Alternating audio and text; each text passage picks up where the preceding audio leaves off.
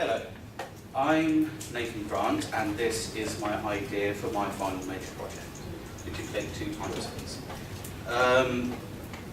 For my idea, I'm a person who has many catalogues of different ideas and stories and characters, and I want to go through one that really stuck out to me this year. So I'm going to talk about the basis of the film first and what it will teach. Communication. Click a few times.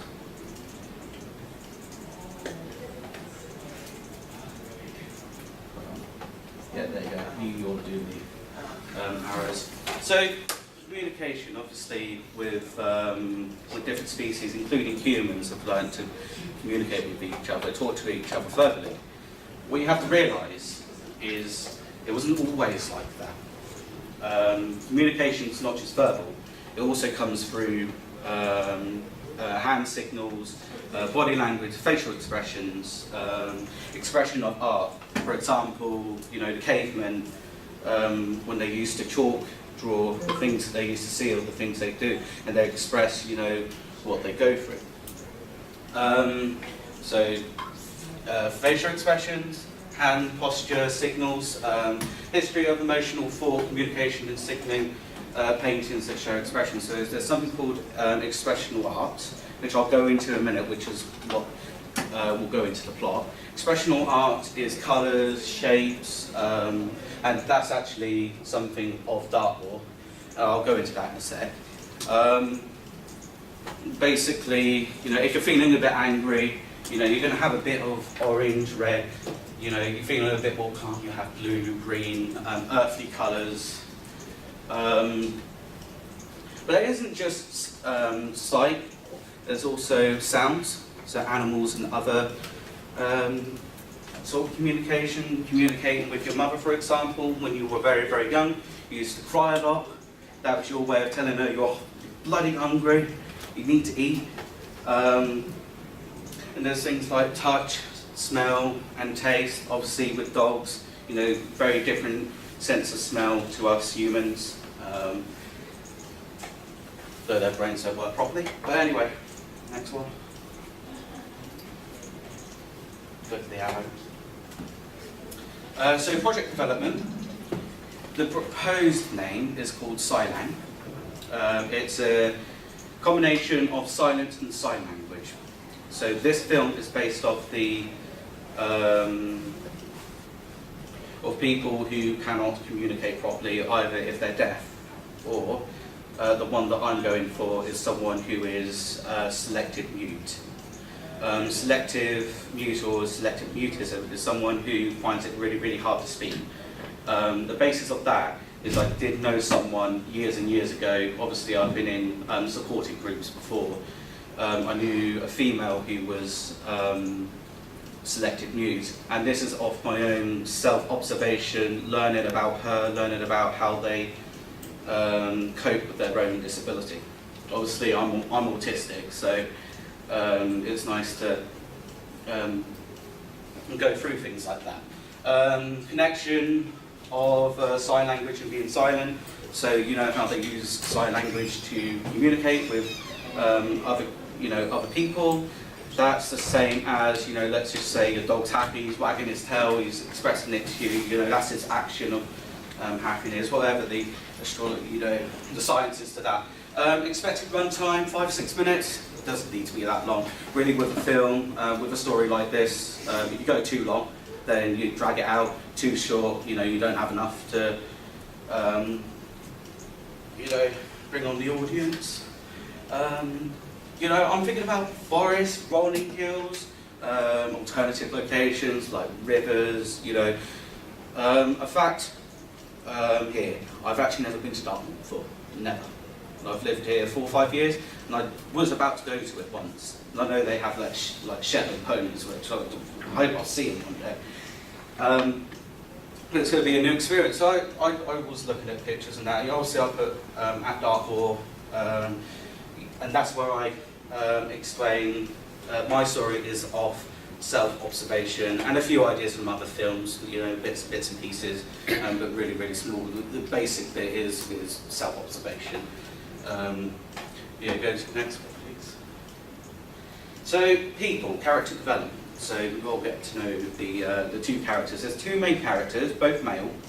The first character, which is the muted one, is very timid, has a lot of anxiety issues, possibly diagnosed with other disorders as well, as being selected mute. I did put gender friendly because originally the character that I based it off was a female, but I don't know what the limitations are for the production, so I've put it can be male, but it can't be a jack-o'-lantern person. It has to be a very soft person, someone basically who's going to be able to cry on camera. That's the type of person I'll be looking for. Second Second character, friendly, curious, humble. This is about someone who wants to learn to become a translator. So basically, the first character is the one who's silent, can't talk properly, and he loves art. He loves art, and he uses art to express, and that's what I was talking about with expression art. So, hippie sat on a rock with rolling hills, in drawing. Let's just say he's feeling a bit down. He might use darker colours, darker shades. He would feel a bit happier, lighter shades, and that's his way of communicating to someone how he feels, because he can't talk. Can't say anything, and that's what the person I based this off used to do. That was a trait of theirs. Yeah, there you go. Character motivations. The first one's learn effectively to communicate with peers. Past, run away. Obviously, everyone has a backstory. Just ran away from home, went to Dartmoor because no one understood him, so he ran off. They thought, you know what? I'll go live on my own because no one understands me. But then by fate, he befriends this second guy, very childish, very, what's the word for it? What's the word? Yeah, funny sense, childish, humble, befriends the first character, understanding the person, becoming a translator and a trainer.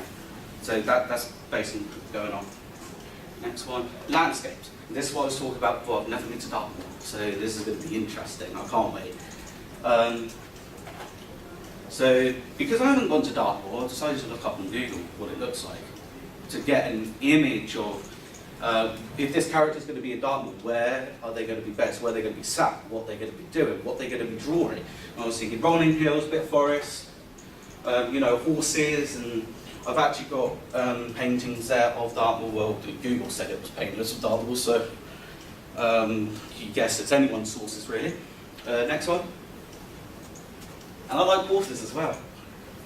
And I used to do the stable, so this would be interesting. But yeah, there you go, they got Shetland ponies. Story.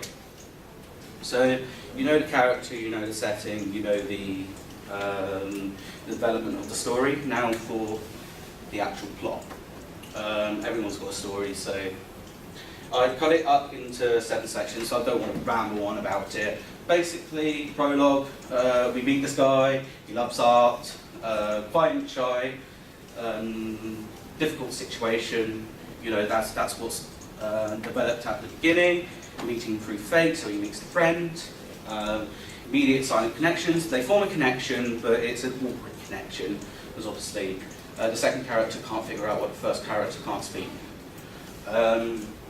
Growth of curiosity, so the second character gets a bit curious, why can't you speak? Can I help you here? Can I try and get you to talk? There's scenes in the forest with a campfire, for example, where the second character tries to nudge the first character to talk about his art, and the first character's like, I don't want to talk about it. But you can't express it and trying to hide the book. Probably won't make sense. But anyway, eventual understanding, so second character eventually understands, because in the plot he has had sign language sessions before. A teacher came into a school and did sign language, and it probably happens before to some of you, I don't know. And then lessons learned, there'll be a montage of actually teaching this person sign language, how to say good morning, special greetings, and just general communication skills, speech and language, all of that. He teaches himself that, and then he teaches the other guy. And then obviously at the ending, as a plot twist, we find out that he ran away, so he decides to become the first character translated by calling his mother and getting him home.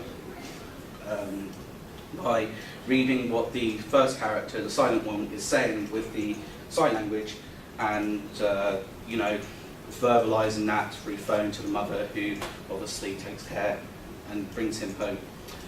And yeah, finishes there. And that's all I have. But I would like to take any questions, thoughts, ideas, criticism. Yeah. Yeah. I have a question.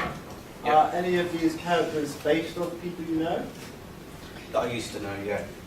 Oh yeah. Said that now. I don't know them now, no. I don't have connections with them anymore, or the people I used to know back from Tipton. Are you planning to use sign language? Yeah.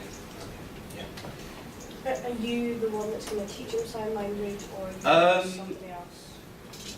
Both teach them sign language, but what I was also thinking as part of research, there are people around college who are very professional at sign language. My idea would be to take learn a bit of sign language, and maybe even also interview someone who is selective mute, so we understand, you know, what they go through, what their character's like, and what they do to cope. With the sign language part, you know, we can learn a few tips and tricks. It's like yesterday I learned how to say good morning, which is that. That was from the internet, and that was from, what was it? I can't remember now. YouTube anyway, it was like a children's song thing. It was like, good morning, bright sun, and sunrise. But yeah, I think if it was to go through, we would look at interviewing someone about sign language and just learning a couple of bits for the shoot. Another question. Yeah. How are you planning to interview the new person? We'd have to ask around to see if there's anyone who would like to speak up about their issues. One thing I could get back in contact with that person, but that's unrealistic.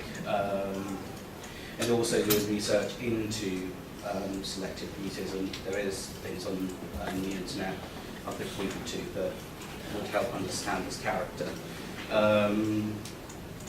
I think we would email about to see if there is anyone who would like to speak up for us, and just, even if it's just half an hour, just tell it, you know, just ask them basic questions. You know, how was life? How do you communicate? And how do you cope without not being able to speak? Yes. Are you going to have any sort of like actual paintings and drawings from the character in the film like this? So how are you going to try and get? So the dark wood paintings. Yeah. Yes, I was thinking. It goes into a bit of plagiarism though. I was thinking printing off or canvassing, finding some canvases maybe of Dartmoor. We get some of it and take some of it off, and then we just paint over it again, make it look like they're already painting it. I think I had it down that the first character has a notepad, but that can change depending on the situation, you know, what's available. Anyone else?